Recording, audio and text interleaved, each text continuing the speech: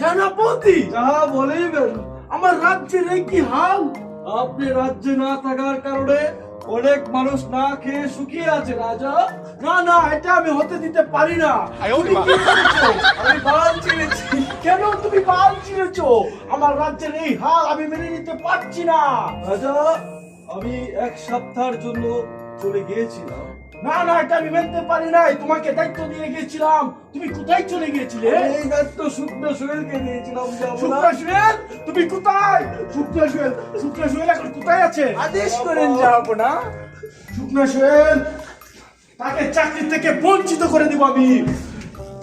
শুক্লা সুয়েল, সে তোর খাবার খাচ্ছে। এই সেনাপতি, তুমি এদিকে আসো।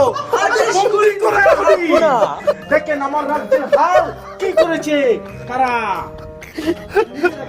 তারা নিজেরা খায়া পাতিল সব খালি করে দিয়েছে, পলিটিনও ভরে রেখেছে।